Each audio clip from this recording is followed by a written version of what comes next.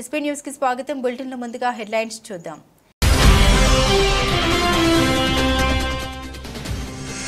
వీసాల రద్దుపై Donald Trump మరోసారి U turn. కొత్తగా వీసాల రద్దును చేపట్టామని హామీ.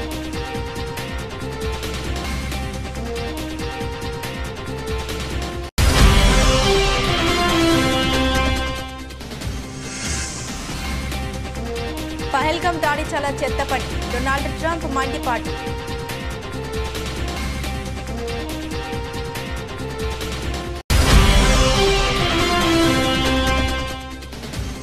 ఉగ్రదాడి దోషులను వదిలిపెట్టాం. పహల్గామ్ ఉగ్రదాడిపై ప్రధాని మోదీ తీవ్ర స్పందన.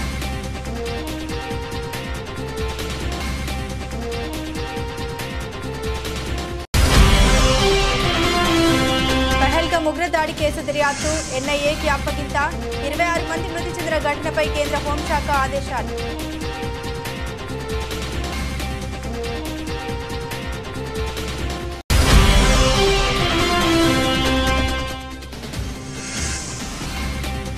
ఏమీ కొనేటట్టు లేదు. సామాన్యుడికి అందని ద్రాక్షగా పూత్తడి.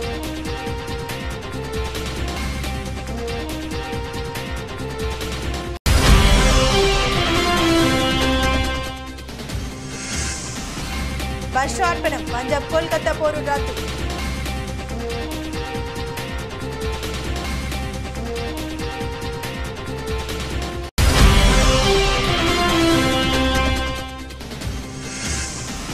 తిరుమల శ్రీవారిని దర్శించుకున్న నాని, శ్రీనిధి శెట్టి. తిరుమల తిరుపతి దేవస్థానం అధికారులు స్వాగతం పలికి ప్రత్యేక దర్శన ఏర్పాట్లు. కొండంత రాగం తీసి లల్లాయి పాట పాడిన చందంగా అమెరికా అధ్యక్షుడు డొనాల్డ్ ట్రంప్ మరోసారి యూటర్న్ తీసుకున్నారు. ఉల్లంఘన పేరిట అంతర్జాతీయ విద్యార్థుల వీసాలు రద్దు చేస్తూ వారికి దేశ బహిష్కరణ విధిస్తూ బెదరగొట్టిన ట్రంప్ ప్రభుత్వం వెనక్కి తగ్గి వారికి శుభవార్త చెప్పింది. విద్యార్థుల చట్టబద్ధ హోదాను తాత్కాలికంగా పునరుద్ధరిస్తున్నామని, కొత్తగా వీసాల రద్దు చేపట్టామని హామీనిచ్చింది. ట్రంప్ ప్రభుత్వం ఇప్పటి వరకు 187 కాలేజీలు, విశ్వవిద్యాలయాలు, విద్యా సంస్థలకు చెందిన 1200 మందిపై వేటు వేసింది. తమ బహిష్కరణను సవాల్ చేస్తూ ఇప్పటికే పలువురు అంతర్జాతీయ విద్యార్థులు దేశంలోని వివిధ ప్రాంతాల్లో కోర్టులను ఆశ్రయించారు. పహల్గామ్ దాడి చాలా చెత్త పని అని అమెరికా అధ్యక్షుడు డొనాల్డ్ ట్రంప్ వ్యాఖ్యానించారు. ఆయన శనివారం రోమ్ వెళ్తూ ఎయిర్ ఫోర్స్ 1 విమానంలో విలేకరులతో మాట్లాడారు. కాశ్మీర్ సమస్య 1000 సంవత్సరాల నుండి కొనసాగుతుందని తెలిపారు. ఇరు దేశాల నేతలు తనకు సన్నిహితులేనని, కాశ్మీర్ ఉగ్రవాద సమస్యని ఏదోలా వారే పరిష్కరించుకుంటారని తెలిపారు. పహల్గామ్లో ఈ నెల 22న జరిగిన ఉగ్రవాద దాడిని ఐక్యరాజ్య సమితి భద్రతా మండలి తీవ్రంగా ఖండించింది. ఈ గర్హనీయ ఉగ్రవాద చర్యకు పాల్పడ్డ వారిని, ఆర్గనైజర్లు, స్పాన్సర్లను చట్ట ప్రకారం శిక్షించాలని తెలిపింది. జమ్మూ కాశ్మీర్లోని పహల్గామ్లో అమాయక పర్యాటకులపై జరిగిన ఉగ్రదాడిని ప్రధానమంత్రి నరేంద్ర మోదీ తీవ్రంగా ఖండించారు. ఈ అమానవీయ చర్యకు పాల్పడ్డ ఉగ్రవాదులకు, దీని వెనుకున్న కుట్రదారులకు అత్యంత కఠినమైన శిక్ష తప్పదని ఆయన గట్టిగా హెచ్చరించారు. బాధితుల కుటుంబాలకు తప్పకుండా న్యాయం జరుగుతుందని ప్రధాని భరోసా ఇచ్చారు. ఆదివారం తన నెలవారీ రేడియో కార్యక్రమం మన్ కీ బాత్ 121వ ఎపిసోడ్లో జాతిని ఉద్దేశించి ప్రసంగిస్తూ మోదీ ఈ వ్యాఖ్యలు చేశారు. ఏప్రిల్ 22వ తేదీన పహల్గామ్లో జరిగిన ఉగ్రదాడి ప్రతి భారతీయుడిని కలిచివేసిందని ప్రధాని ఆవేదన వ్యక్తం చేశారు. ఈరోజు మీతో నా మనసులోని మాట పంచుకుంటున్న వేళ నా హృదయం తీవ్ర వేదనతో నిండి ఉంది. పహల్గామ్ ఉగ్రదాడి ప్రతి పౌరుడి హృదయాన్ని గాయపరిచింది. బాధితుల కుటుంబాల పట్ల ప్రతి భారతీయుడు తీవ్ర సానుభూతి వ్యక్తం చేస్తున్నాడు. ఏ రాష్ట్రానికి చెందిన వారైనా, ఏ భాష మాట్లాడేవారైనా ఈ దాడిలో తమ ఆత్మీయులను కోల్పోయిన వారి బాధను అనుభవిస్తున్నారని మోదీ తెలిపారు. ఉగ్రవాద దాడి చిత్రాలను చూసిన తర్వాత ప్రతి భారతీయుడు ఆగ్రహంతో రగిలిపోతున్నారని తాను అర్థం చేసుకోగలనని ప్రధాని అన్నారు. ఉగ్రవాదాన్ని ప్రోత్సహించే వారి నిరాశకు, పిరికితనానికి పహల్గామ్ దాడి అద్దం పడుతుందని ఆయన పేర్కొన్నారు. కాశ్మీర్లో శాంతియుత వాతావరణం నెలకొంటున్న తరుణంలో పాఠశాలలు, కళాశాలలు తిరిగి కలకలాడుతున్న వేళ, అభివృద్ధి పనులు ఊపందుకున్న సమయంలో, ప్రజాస్వామ్యం బలపడుతున్నప్పుడు, పర్యాటకుల సంఖ్య రికార్డు స్థాయిలో పెరుగుతున్నప్పుడు, యువతకు కొత్త అవకాశాలు లభిస్తున్నప్పుడు దేశ శత్రువులకు, జమ్మూ కాశ్మీర్ శత్రువులకు ఇదంతా నచ్చలేదని ప్రధాని విమర్శించారు. కాశ్మీర్ను మళ్లీ నాశనం చేయాలనే ఉద్దేశంతోనే ఉగ్రవాదులు, వారి యజమానులు ఇంత పెద్ద కుట్ర పన్నారని మోదీ ఆరోపించారు. జమ్మూ కాశ్మీర్లోని పహల్గామ్లో ఇటీవల జరిగిన ఘోర ఉగ్రదాడి కేసు దర్యాప్తు బాధ్యతల్ని జాతీయ దర్యాప్తు సంస్థ ఎన్ఐఏ స్వీకరించింది. దాడిలో ఒక నేపాల్ జాతీయుడితో సహా మొత్తం 26 మంది పౌరులు ప్రాణాలు కోల్పోయిన విషయం విదితమే.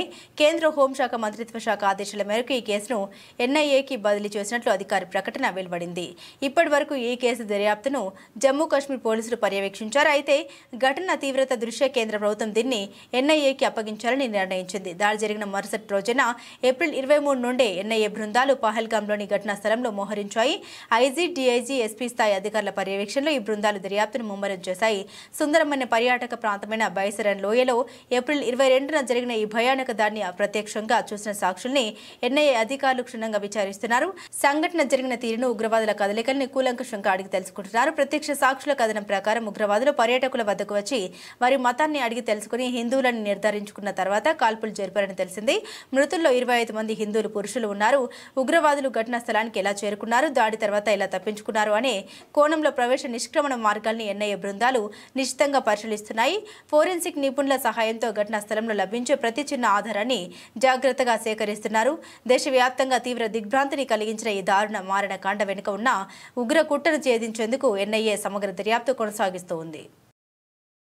విద్యార్థులకు ఉపాధ్యాయులు మార్గదర్శకులని, దేశ భవిష్యత్తు నిర్మాణం ఉపాధ్యాయుల చేతుల్లోనే ఉందని, విద్యతోనే దేశ అభివృద్ధి చెందుతుందని మాజీ మంత్రి చామకూర మల్లారెడ్డి అన్నారు.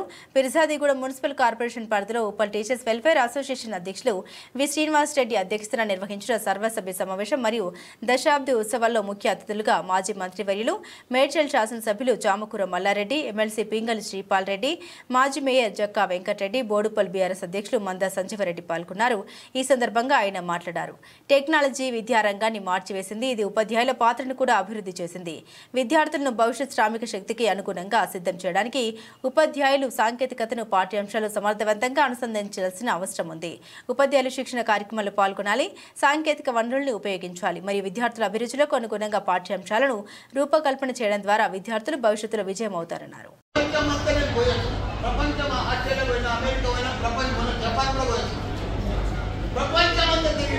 ఇప్పుడు ప్రపంచంలో ఏమనుకుంటా అప్పుడు లెక్క సిస్టమ్ అంతా మారిపోయింది. ఓన్లీ స్కిల్, టెక్నాలజీ ఆ రెండుంటేనే ప్రపంచంలో నడుస్తుంది. ఎందుకంటే Amazon, Google, Facebook, Apple, Microsoft వీళ్ళంతా సాఫ్ట్వేర్ కంపెనీలు పని. ఇంతకుముందు మీ సమాజంలో మన సమాజంతా సివిల్, మెకానికల్, ఈసీ ఉంది. ఇప్పుడు అంతా మారిపోయింది. మన పిల్లలంతా మారిపోతుంది. ఇంకా 5 సంవత్సరాలలో, రాబోయే 5 సంవత్సరాలలో అద్భుతాలు జరుగుతాయి, చాలా మార్పులు వస్తాయి. ఇప్పుడే ప్రపంచంలో డ్రైవర్ లేని కార్ వచ్చేసింది. రోబోలు హోటళ్లలో కాఫీ సప్లై చేస్తున్నారు, రోబోలే క్లీన్ చేస్తున్నారు. మనుషుల పని లేకుండా అన్ని పనులు జరుగుతున్నాయి ప్రపంచంలో. కాబట్టి ఇంకా టెక్నాలజీ మారుతుంది, ఇంకా రోజులు మారుతాయి. కాబట్టి మనం దాని దగ్గర కూడా మన పిల్లలను మనం కూడా ఎప్పటికప్పుడు అప్గ్రేడ్ అయితేనే. నేను ఒకనాడు పాలమ్మిన, పూలమ్మిన, ఇవాళ టెక్నాలజీ కోసం చెప్తాను.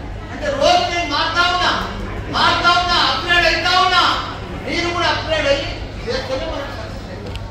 ఏదో మా నాయన ఇంత పెద్ద విషయాలు ఉంటాయి, మా తాత పేరు మల్లారెడ్డి, మా నాయన పేరు మల్లారెడ్డి, జ్ఞానం కూడా నడుస్తుందంటే నడవదు.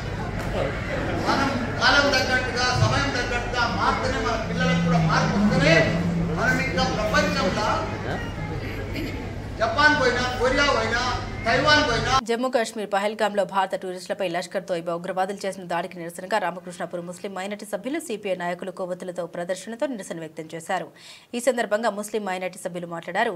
శాంతికి చిహ్నమైన భారత్లో ఇలాంటి దాడులు జరగడం హేయమైన చర్య అని, ఆ దాడికి పాల్పడ్డ వారిని ప్రతి ఒక్కరిని కూడా నడి రోడ్డుపై ఉరితీయాలని వారు డిమాండ్ చేశారు. ఉగ్రవాదుల్ని కేంద్ర ప్రభుత్వం బలగాలు కట్టడి చేయడంలో పూర్తిగా విఫలం అవడంతోనే ఇలాంటి దుర్ఘటన చోటు చేసుకుంటున్నాయని ఆవేదన వ్యక్తం చేశారు. కాగా పట్టణ సిపిఐ పార్టీ ఆధ్వర్యంలో భారత్ మాతాకి జై, పాకిస్తాన్ డౌన్ డౌన్ అంటూ నినాదాలు చేస్తూ ఉగ్రదాడుల్లో మరణించిన వారికి కొవ్వొత్తుల ప్రదర్శనతో నివాళులర్పించారు. ఈ సందర్భంగా సిపిఐ జిల్లా కార్యదర్శి రామడుగు లక్ష్మణ్ మాట్లాడారు. అమాయకుల ప్రాణాలు బలిగొన్న పాకిస్తానీలకు తగిన బుద్ధి చెప్పాలని కేంద్ర ప్రభుత్వాన్ని వారు డిమాండ్ చేశారు. కేంద్ర ప్రభుత్వం నిర్లక్ష్యంతో జరుగుతున్న ఈ దాడులను వ్యతిరేకిస్తూ అమరులైన వారికి ప్రకట సానుభూతి వ్యక్తం చేశారు నాయకులు. ఈ కార్యక్రమంలో ముస్లిం మైనార్టీ సభ్యులు అజీజ్, యాకూబ్ అలీ, అక్బర్ అలీ, డాక్టర్ సలీం, ఆరిఫ్, ఇస్మాయిల్, రియా, సిపిఐ నాయకులు పట్టణ అధ్యక్షుడు మిట్టపల్లి శ్రీనివాస్, వనం సత్యనారాయణ, నక్కా వెంకటస్వామి, సాంబయ్య, మామిడి గోపి, మొండి ముకుందరెడ్డి, మల్లారెడ్డి, మల్లయ్య, కుమ్రయ్య, గురవయ్య పాల్గొన్నారు. కాశ్మీర్ టూరిస్టులపై మొన్న పాకిస్తాన్ ఉగ్రవాదుల దాడిని ఖండిస్తూ ఇవాళ కాశ్మీర్లో పహల్గాంలో జరిగినటువంటి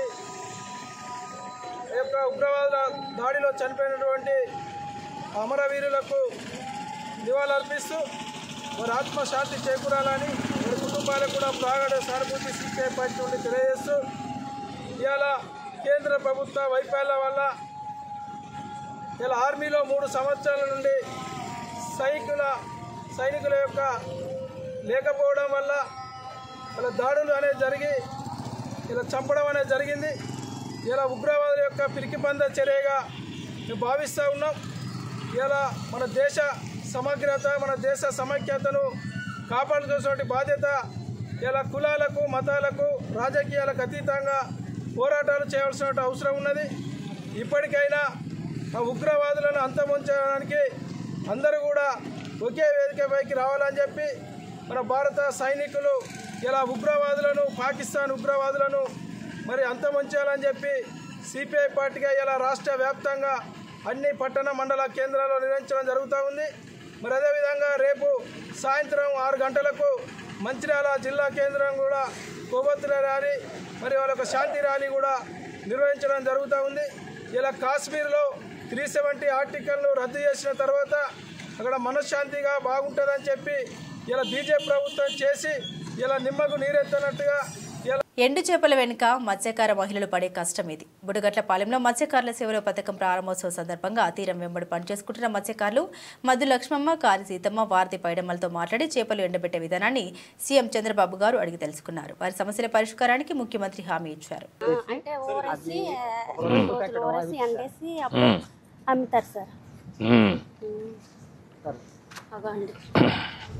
పెట్టేసి ఒక రోజు ఉంచేసి రెండు రోజుల పాటు ఎండబెడతారు సార్. ఎండబెట్టేసి అవి 2 రోజుల తర్వాత 4 రోజుల తర్వాత మళ్ళీ పట్టుకుంటూ వెళ్ళి విలేజ్ లాంటి వెళ్ళి అమ్ముతారు సార్. అమ్మేసి ఏమ్మా ఏంటి బాగున్నారా? నీ పేరేంటి తల్లి? నీ పేరమ్మా? సీతమ్మ. నీ పేరమ్మా? పేరమ్మ. ముగ్గురు కలిసి చేస్తున్నారా? ఒక్కొక్కరు ఇది ఎవరిది? ఇది లేవు, ముగ్గురు కలిసి కొనుక్కున్నారు. ఇప్పుడు ఎంత అమ్మా ఇవి అన్ని ఎంత కొన్నారు? 10,000 అయిందా? ఇప్పుడు ఈ చేపలన్నీ ఎట్లా చేస్తారమ్మా? ఇది ప్రాసెస్ ఇది ఎట్లా చేస్తారు? మొదటిగా కట్ చేస్తారు. దీంట్లో ఏమైనా క్లీన్ చేస్తారా? ఇవన్నీ కూడా అతి చేస్తారు. అది చేస్తారు. అది తీసేసి దీనికి ఏం చేస్తారు? మళ్ళా ఉప్పేస్తారు. గట్టిగా ఎండబెట్టేసి ఉప్పు కొట్టేసి నీటిలోని మళ్ళీ 2 రోజులకి తీసేసి ఆరబెడతాం. ఎన్ని రోజులు ఆరుతుంది? 3 రోజులు 4 రోజులు పడతాయి. 3 రోజులు పడుతుంది. ఎన్ని గంటలు? ఒక్కొక్క రోజుకి ఎన్ని గంటలు? ఉదయం నుంచి సాయంత్రం వరకు పెడతారా? అది బాగా ఎండిన తర్వాత తీసుకెళ్ళి పట్టుకెళ్ళి పల్లె వెళ్ళిపోతాం. పల్లెలు అమ్ముతారు. ఇప్పుడు మార్కెట్ ఉందమ్మా ఇటుకి? ఇక్కడ కాదు, ఊర్లో ఉందా? కొంటున్నారా? తిరిగి అమ్ముతారు. మోసేసి తిప్పేసి అమ్మడమే. మీరే వెళ్తారా? వేరే వాళ్ళు పంపిస్తారా? మళ్ళీ మీరే వెళ్తారు. మరి మాకు ఇదే బాధ. మరి తల బాధలు వేసేసి పచ్చి చేప మోసి ఎండి చేప మోసి మాకు అంతా ఇదే బాధ. మాకు వచ్చింది పేద పరిస్థితి. నీకు ఎంతమంది పిల్లలు? నాకు ముగ్గురు. సుజాత నగర్ ఉపాధి కూలీల నుండి ఎమ్మెల్యేకు నిరసన సెగ తగిలింది. కార్పొరేషన్ ఏర్పాటుకు వ్యతిరేకంగా నినాదాలు చేసిన ఘటన సుజాత నగర్ మండలంలో చోటు చేసుకుంది.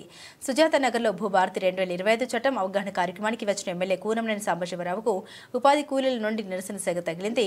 మండలంలోని 7 గ్రామ పంచాయతీలను నూతనంగా ఏర్పడనున్న కొత్తగూడెం కార్పొరేషన్లో విలీనం చేయనున్న నేపథ్యంలో ఉపాధి హామీ పథకం రద్దు కావడంతో కూలీలు ఆగ్రహించారు. కార్పొరేషన్ వద్దు, పంచాయతీలు ముద్దు అంటూ నినాదాలు చేశారు. కలెక్టర్, ఎమ్మెల్యేలు నిరసనకారుల దగ్గరకు వెళ్లగా సమస్యల్ని ఏకరువు పెట్టారు. కలెక్టర్కు వినతి పత్రం అందజేశారు. కూలీలు, గ్రామ ప్రజలు భారీగా చేరుకోవడంతో పోలీసులు భారీ ఎత్తున బందోబస్తు ఏర్పాటు చేశారు. డీఎస్పీ అబ్దుల్ రెహమాన్ స్వయంగా వచ్చి ఏ విధమైన అవాంఛనీయ సంఘటన జరగకుండా చర్యలు చేపట్టారు.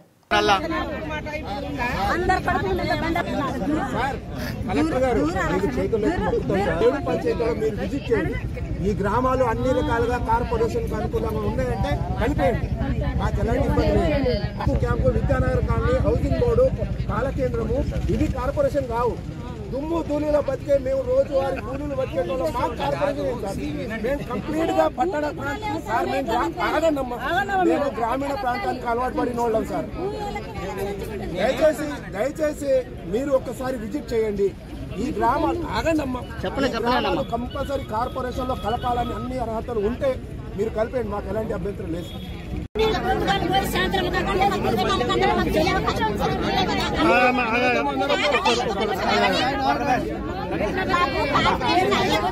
అవును మీరేమంటున్నారు ఎట్లా బతుకుతారు దానికి జవాబు చెప్తాను కదా మున్సిపాలిటీ లేకుంటుంటే ఇంకా మంచిగా ఉంటది అసలు దీన్ని ఫస్ట్ సుజాత్ నగర్ గ్రామానికి మీరు అట్లా అంటారు అందరికి మంచి సేవలు కావాలి అందరు ఏమంటారు అందరికి అంటే ఎప్పుడు కూడా ఉండొద్దా ఎప్పుడు ఉండొద్దు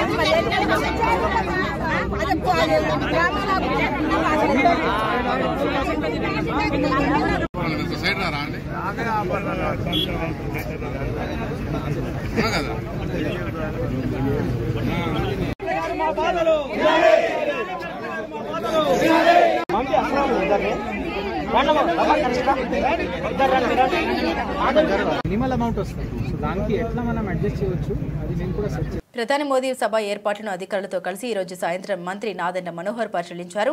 2వ తారీఖు మోదీ సభకు 4 లక్షల నుండి 6 లక్షల వరకు 5-6 జిల్లాల నుండి రావడానికి ప్రజలు ఆసక్తి వ్యక్తం చేస్తున్నారని, అందుకు అనుగుణంగా ప్రభుత్వం ఏర్పాటు చేస్తుందని తెలిపారు. ఎల్లుండి ఎస్పీబీ సిబ్బంది వచ్చే ప్రదేశాన్ని పరిశీలించిన తర్వాత ఇంకా ఏమైనా ఏర్పాట్లు కావాలేమో పునర్పరిశీలిస్తామన్నారు. అవసరమైనంత వరకు సిటీ యాక్సెస్ రోడ్డుని పూర్తిగా ఉపయోగించుకుని ఆ రోజు అవసరమైతే వెస్టర్న్ బైపాస్ రోడ్డును కూడా ఉపయోగించుకోవాలని చూస్తున్నామన్నారు.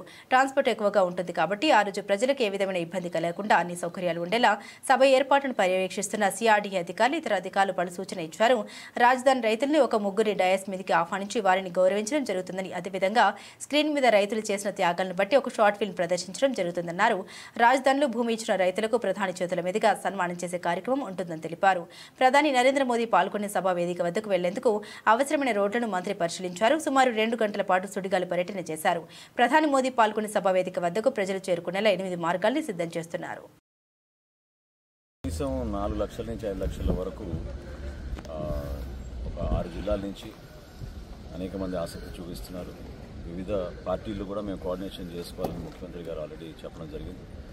సో ప్రతి ఒక్కరిది ఒక బాధ్యతగా భావించుకుంటూ పార్టీల పరంగా కూడా Bharatiya Janata party, Telugudesam party, Janasena party కలిసి సమిష్టిగా మా నాయకత్వాన్ని ఇటువంటి కార్యక్రమాల్లో హాజరవ్వాలనేది ప్రతి ఒక్కరికి చెప్పడం జరుగుతుంది. ఎందుకంటే దీని వెనక ఎంతో చరిత్ర ఉంది, ఎంతో కృషి చేశాం. రైతులు ఏ విధంగా గతంలో పోరాటం చేసి మరొకసారి మన నలందరినీ గెలిపించి ఈరోజు పరిపాలన అవకాశం మనకు కల్పించారు. అమరావతి పునర్నిర్మాణం అనేది చాలా గొప్ప కార్యక్రమం. ప్రతి ఒక్కరూ కూడా దీంట్లో పాల్గొని ప్రధానమంత్రి గారి సభ మే 2వ తారీఖున విజయవంతం చేసేటట్టు కృషే కాదు ఒక బాధ్యతగా భావించి అందరూ కూడా రావాలి. ఏర్పాట్లు ఎంత స్థలంలో చేస్తున్నారు అంటే ఈ సిఆర్డీఏ ప్రాంతంలో ఉన్న దాదాపు 120 ఎకరాలు కేటాయించుకుని దీంట్లో సబ్ డివైడ్ చేసుకుని ప్రతి ఒక్కరికి ఇక్కడ సౌకర్యాలు కలిపే విధంగా సిద్ధమవుతున్నాం. ఎల్లుండి ఎస్పీజీ సిబ్బంది వస్తారు. వాళ్ళ సూచనల తర్వాత ఇంకా ఫైనల్గా ఏమైనా మార్పులు చేర్పులు ఉంటే అవి కూడా చూసుకుని వన్స్ అండ్ ఫర్ ఆల్ 29వ తారీఖు నుంచి 3 రోజుల కార్యక్రమాలన్నీ కూడా పూర్తి చేసుకుని ఏర్పాట్ల పరంగా ఆల్మోస్ట్ 70% అయిపోయినాయి. మిగతా 20-30% ఎస్పీజీ వచ్చిన తర్వాత వాళ్ళు ఇచ్చే గైడ్లైన్స్ బేస్ చేసుకుని once and for all final చేసుకుని ముందుకెళ్తాం. ఇంత ఎక్కువ మాబ్ వచ్చినప్పుడు ట్రాఫిక్ జామ్ అయి కాకుండా అది చాలా లోతుగా దాని గురించి పోలీస్ డిపార్ట్మెంటు, అదేవిధంగా సిఆర్డీ అధికారులు గౌరవ ముఖ్యమంత్రి గారి ఆదేశాలతో కొన్ని ప్రత్యేకంగా హైవేస్ నుంచి రావాల్సిన వెహికల్స్కి మనం ఎక్కడ కూడా ఇబ్బంది కలగకుండా మంచి ట్రాన్స్పోర్ట్ అవకాశం కల్పించాలనేది పదే చెప్పుకుంటూ వచ్చాం. ఆల్రెడీ వీళ్ళందరూ కూడా రాత్రింబగలు కష్టపడుతున్నారు. ఆ ఏర్పాట్లు తప్పకుండా చేస్తాం. సీడ్ యాక్సెస్ రోడ్ని ఇంకా ఉపయోగించుకునే విధంగా వీలైతే వెస్టర్న్ బైపాస్ కూడా ఆ రోజుకి ప్రత్యేకంగా కొత్త పర్మిషన్ తెచ్చుకుని అది ఉపయోగించుకెళ్తామని ఒక ప్రయత్నం కూడా జరుగుతుంది. తద్వారా మనకి కృష్ణా జిల్లా నుంచి ఎన్టీఆర్ జిల్లా నుంచి వచ్చే వాహనాలకి బీఆర్ఎస్ పార్టీ ఆవిర్భవించి నేటికి 25వ వసంతంలోకి అడుగెడుతుందని మాజీ మంత్రి సిద్దిపేట శాసనసభ్యులు ఎమ్మెల్యే హరీష్ రావు అన్నారు. బీఆర్ఎస్ అంటే తెలంగాణ బానిస సంఖ్యలు తెంపి మనకు స్వేచ్ఛ వాయువుల్ని ఇచ్చిన పార్టీ అని హరీష్ రావు స్పష్టం చేశారు. సిద్దిపేట జిల్లా కేంద్రంలోని హౌసింగ్ బోర్డు కాలనీలో గులాబీ పార్టీ రజతోత్సవ ఉత్సవాలను పురస్కరించుకుని హరీష్ రావు పార్టీ జెండా ఆవిష్కరించారు. ఈ సందర్భంగా ఆయన మాట్లాడారు. సమైక్య పాలకుల చేతిలో నలిగిపోతున్న తెలంగాణ విముక్తి చేసిన పార్టీ బీఆర్ఎస్ అని ఆయన తెలిపారు. తెలంగాణను అభివృద్ధి పథంలో నడిపి దేశానికి దిక్సూచిగా నిలిపిన పార్టీ మన బీఆర్ఎస్ పార్టీ. అంటే బీఆర్ఎస్ లేకుండా, గులాబీ జెండా లేకుండా తెలంగాణ రాష్ట్రాన్ని ఊహించలేము, ఈ అభివృద్ధిని కూడా మనం ఊహించలేము. రాష్ట్రం సాధించింది, అభివృద్ధి పథంలో నడిపింది ఇవాళ బీఆర్ఎస్ పార్టీ. అందువల్ల బీఆర్ఎస్ అంటే తెలంగాణ ప్రజలకు ఒక ఆత్మగౌరవ ప్రతీక. తెలంగాణ ప్రజల గౌరవాన్ని ఆకాశాన్నంత ఎత్తున నిలిపిన పార్టీ. తెలంగాణ ఆత్మగౌరవాన్ని ప్రపంచం మొత్తం చాటి చెప్పిన జెండా ఈ గులాబీ జెండా. అందువల్ల ఈ గులాబీ జెండా పండగ ఇవాళ మన గులాబీ జెండా పుట్టినరోజును రాష్ట్ర వ్యాప్తంగా కూడా చాలా ఘనంగా జరుపుకుంటూ ఉన్నారు. రాష్ట్ర ప్రజలందరికీ కూడా ఈ సందర్భంగా నేను బీఆర్ఎస్ పార్టీ కుటుంబ సభ్యులకు, తెలంగాణ ఉద్యమకారులకు, బీఆర్ఎస్ అభిమానులకు అందరికీ కూడా నేను హృదయపూర్వకంగా ఇవాళ బీఆర్ఎస్ పుట్టినరోజు శుభాకాంక్షలు తెలియజేస్తా ఉన్నా.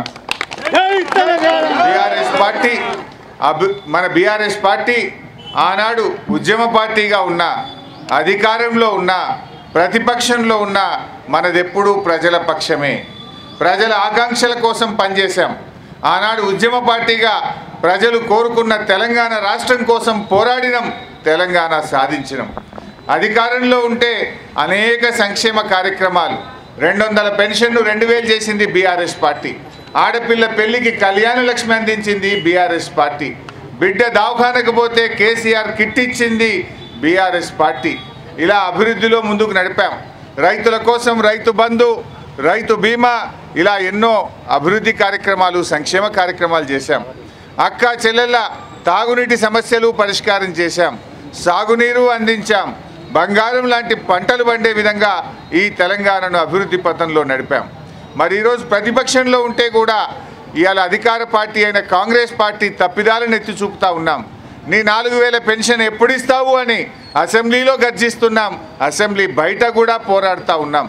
నీ 15,000 రైతు బంధు అనేది. సంగారెడ్డి జిల్లా పటాన్చెరు నియోజకవర్గంలోని రామచంద్రపురం, అమీన్పూర్, పటాన్చెరు మండలాల్లో తెలంగాణ ప్రభుత్వం తీసుకొచ్చిన భూభారతి అవగాహన సదస్సు కార్యక్రమం నిర్వహించారు. ఈ కార్యక్రమంలో ముఖ్య అతిథిగా హాజరైన సంగారెడ్డి జిల్లా కలెక్టర్ వల్లూరి క్రాంతి, ఆర్డీఓ రవీందర్ రెడ్డి ముఖ్య అతిథులుగా పాల్గొన్నారు.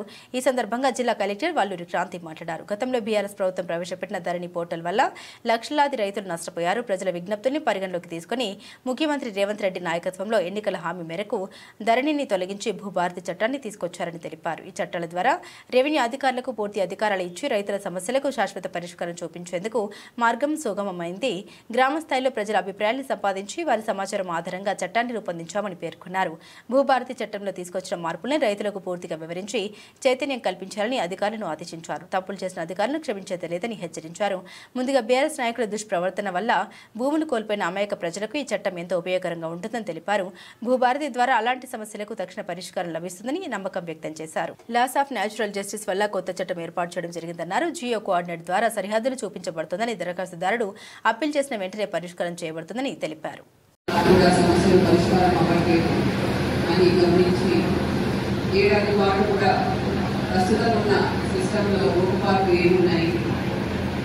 ఎటువంటి చట్టం తీసుకొస్తే మనము రైతులకు త్వరగా మేలు చేయగలుగుతాము.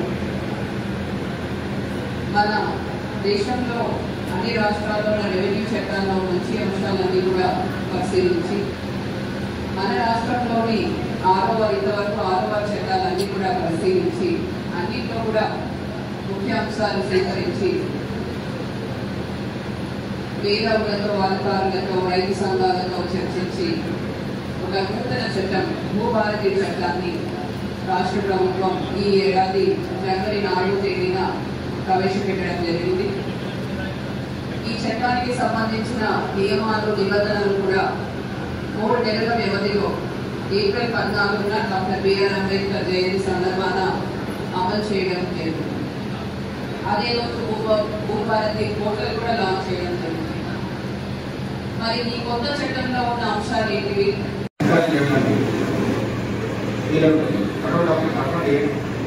ఫర్ ఎగ్జాంపుల్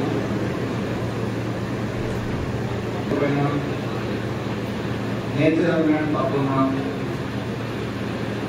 ఆ యొక్క పట్టణ పేరు ఏమైనా కాకుండా నోషన్ బాగా నుండి పట్ట ల్యాండ్ పట్ట ఆఫర్ కావాలన్నా యూపీలో అది 2020 రిజిస్ట్రేషన్ కావాలంటే వాటికి నాలెడ్జ్ అగ్రికల్చర్ మాట్లాడడానికి పట్ట ల్యాండ్స్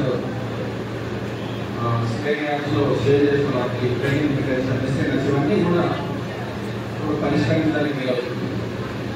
ఇంతకుముందు ప్రతి దానికి వేరే మోడల్ చేస్తుంటే అన్ని దానికి వేరే మోడల్ చేస్తున్నారు. ఇవన్నీ కూడా చెప్పిన అన్ని కూడా ఇంతకుముందు ప్రిన్సిపల్ సెక్రటరీ గారు పెట్టి సిసిఐ గారు పెట్టి కలెక్టర్ వాళ్ళ అవసరం కూడా ఇప్పుడు ఈ సమస్యలన్నీ కూడా ఒకవేళ 5 లక్షల కంటే తక్కువ వేలో ఉన్నట్టయితే ఆడియో దగ్గర పరిష్కరించబడతాయి. 5 లక్షలు పైబడి ఉన్నట్టయితే కలెక్టర్ గారు. బంగారం ధరలు రికార్డు స్థాయిలో దూసుకుపోతున్నాయి. 10 గ్రాముల పుత్తడి ధర ₹1,00,000 మార్కును అధిగమించి సామాన్యుడికి అందని స్థాయికి చేరుకుంది. దీంతో సామాన్యుడితో పాటు మహిళలు కొనుగోలు చేయడానికి జంకుతున్నారు. అక్షయ తృతీయ వివాహం సందర్భంగా బంగారాన్ని కొనుగోలు చేస్తుంటారు. కానీ ప్రస్తుతం ధర లక్ష స్థాయిలో ఉండడంతో మధ్యస్థాయి కుటుంబాలు వీటికి దూరంగా ఉంటున్నారు. ఇప్పటికే ఇతర ఖర్చులు పెరిగి తీవ్ర ఇబ్బందులు ఎదుర్కొంటున్న ప్రజలపై బంగారం పిడుగు పడ్డట్లయిందని విశ్లేషకులు భావిస్తున్నారు. దేశ రాజధానిలో 99.9% స్వచ్ఛత కలిగిన 10 గ్రాముల బంగారం ధర 1800 ఎగబాకి చారిత్రాత్మక గరిష్ట స్థాయి 1,01,600కి చేరుకున్న విషయం తెలిసిందే. ప్రస్తుతం ధరలు స్వల్పంగా తగ్గుముఖం పట్టినప్పటికీ ₹1,00,000 దరిదాపుల్లోనే కొనసాగుతుంది. పండుగ సీజన్తో పాటు కుటుంబ ఫంక్షన్లో మహిళలు బంగారం కొనుగోలు చేయడానికి ఆసక్తి చూపుతారు. ప్రస్తుతం దీని ధర రికార్డు స్థాయిలో పలకడంతో మహిళలు నిరుత్సాహానికి గురవుతున్నారు. గతేడాది డిసెంబర్ నుండి ఇప్పటి వరకు బంగారం ధరలు 29% లేదా 22,650 పెరిగింది. ఈక్విటీ మార్కెట్లు బాండ్ల కంటే పసిరి అత్యధిక రిటర్న్ పంచింది. దేశవ్యాప్తంగా ఉన్న మహిళల వద్ద 24,000 టన్నుల బంగారం ఉందని వరల్డ్ గోల్డ్ కౌన్సిల్ తాజాగా అంచనా విడుదల చేసింది. ఐపీఎల్లో Punjab Kings Kolkata night riders మధ్య మ్యాచ్ వర్షార్పణమైంది. శనివారం ఈడెన్ గార్డెన్స్ వేదికగా జరిగిన మ్యాచ్కు వరుణుడు ఆటంకం కలిగించాడు. ఎడతెరిపిలేని వర్షానికి తోడు బలమైన ఎదురుగాలులతో మ్యాచ్ను రద్దు చేస్తూ ఇరు జట్లకు చెరో పాయింట్ కేటాయించారు. తొలుత టాస్ గెలిచిన పంజాబ్ నిర్ణీత 20 ఓవర్లలో 201/4 స్కోర్ చేసింది. ఓపెనర్లు ప్రభసిమ్రన్ సింగ్ 49 బంతులు 83, 6 ఫోర్లు 6 సిక్స్లు, ప్రియాంష్ ఆర్య 35 బంతులు 69, 8 ఫోర్లు 4 సిక్స్లు అర్ధ సెంచరీలతో విజృంభించారు. లీగ్లో తమ సూపర్ ఫామ్ను కొనసాగిస్తూ ప్రియాంష్, ప్రభన్ సింగ్ కోల్కతా బౌలర్లపై విరుచుకుపడ్డారు. వైభవ్ అరోరా 2 వికెట్లు తీశాడు. ఆ తర్వాత లక్ష్య ఛేదనకు దిగిన కోల్కతాకు వరుణుడు అడ్డంకిగా నిలిచాడు. తొలి ఓవర్ ముగియగానే అందుకున్న వర్షం మ్యాచ్ను విడిచిపెట్టలేదు. యాన్సెస్ వేసిన తొలి ఓవర్లో కోల్కతా 7 పరుగులు చేయగా గుర్బాజ్ 1, నారాయణ్ 4 నాట్అవుట్గా నిలిచారు. ఎంతసేపటికి వాన తెరపనీయకపోవడంతో మ్యాచ్ను రద్దు చేశారు. టాలీవుడ్ నటుడు నాని, నటి శ్రీనిధి శెట్టి ఆదివారం ఉదయం తిరుమలలోని శ్రీ వెంకటేశ్వర స్వామిని దర్శించుకున్నారు. అలిపిరి నుండి మెట్ల మార్గంలో ఉదయం తిరుమల చేరుకున్న నటులకి తిరుమల తిరుపతి దేవస్థానం తిథి అధికారులు వారికి స్వాగతం పలికి ప్రత్యేక దర్శన ఏర్పాట్లను చేశారు. దర్శన అనంతరం రంగనాయకుల మండపంలో పండితులు నాని శ్రీనిధిని ఆశీర్వదించి స్వామివారి తీర్థప్రసాదాలు అందించారు. నాని ప్రధాన పాత్రలో నటిస్తున్న తాజా చిత్రం hit 3 blockbuster franchise hit నుండి వస్తున్న 3వ చిత్రం ఇది. ఈ చిత్రంలో నాని కథానాయకుడిగా నటించడంతో పాటు నిర్మాణ బాధ్యతలను చేపట్టాడు. శైలేష్ కులను దర్శకత్వంలో ఈ సినిమా రాబోతుండగా మే 1న ఈ చిత్రం ప్రేక్షకుల ముందుకు రానుంది. ఈ క్రమంలోనే మేకర్స్ ప్రమోషన్స్ లో షురూ చేశారు. ఇందులో భాగంగానే నేడు తిరుమలకి వెళ్లి స్వామివారి దర్శనం చేసుకున్నారు నటులు. బులెటిన్ ముగించే ముందు హెడ్లైన్స్ మరోసారి.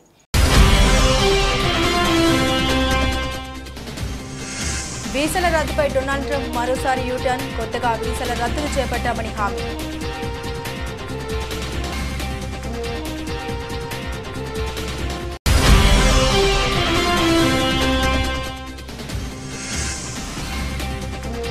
పహల్గామ్ దాడి చాలా చెత్తపడి, డొనాల్డ్ ట్రంప్ మండిపాటు.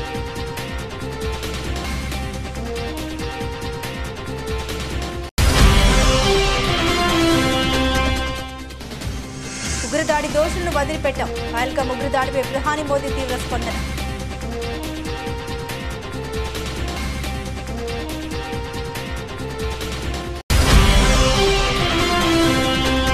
ఉగ్రదాడి కేసు దర్యాప్తు ఎన్ఐఏకి అప్పగింత, 26 మంది మృతి చెందిన ఘటనపై కేంద్ర హోంశాఖ ఆదేశాలు.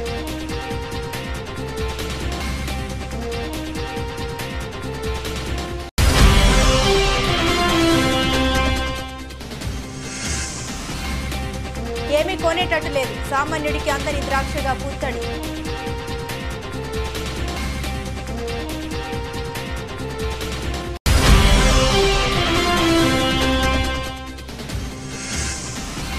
వర్షార్పణం, పంజాబ్ కోల్కతా పోరు రద్దు.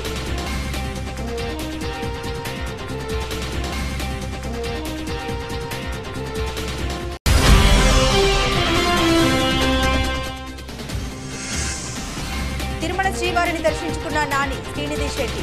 తిరుమల తిరుపతి దేవస్థానం అధికారులు స్వాగతం పలికి ప్రత్యేక దర్శన ఏర్పాట్లు. ఇవి ఈ బులెటిన్లోని విశేషాలు. తిరిగి మరో బులెటిన్తో మళ్ళీ కలుసుకుందాం. అంతవరకు సెలవు, నమస్కారం.